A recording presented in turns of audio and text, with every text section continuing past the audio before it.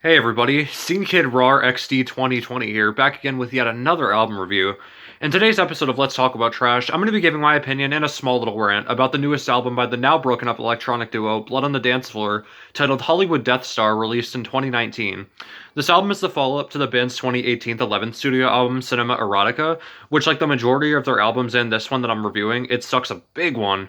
Before I get into the review of that album, I just want to make it clear that my negative review on this album has nothing to do with lead singer Davi Vanity's rape allegations, because I'm not reviewing Davi as a person, I'm reviewing his music, this album particularly. I just wanted to make that clear in case anybody was confused or, gonna, like, think otherwise, I don't know. Now, onto this Taco Bell bathroom at 3 a.m. mess of an album. Blood on the Dance Floor has gone through a number of lineup changes in their career, with the only consistent member being lead singer and guitarist Davi Vanity, and while this new album only features Davi himself and is the second and last Blood on the Dance Floor album to do so, the band has gone through a ton of lineup changes ever since the departure of rapper and model Javon Monroe after the release of the band's 2013 album Bitchcraft.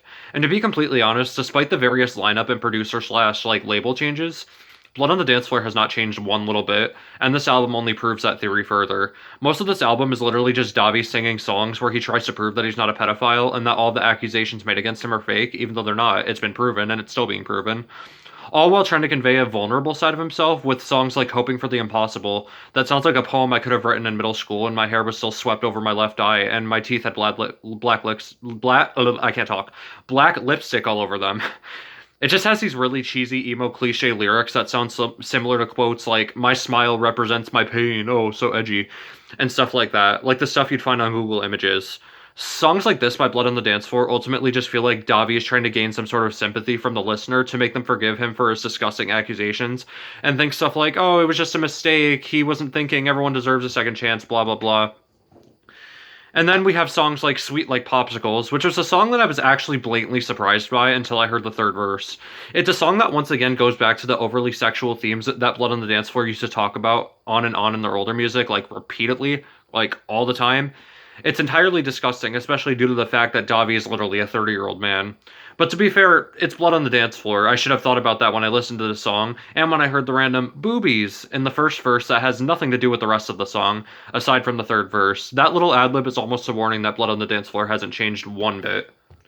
Now, I will admit, not all of Blood on the Dance Floor's content is horrible and unlistenable. Their 2011 album, All the Rage, has some pretty solid bangers, like the track Double X3, which was my ringtone in middle school up until I got bullied for having a shit music taste.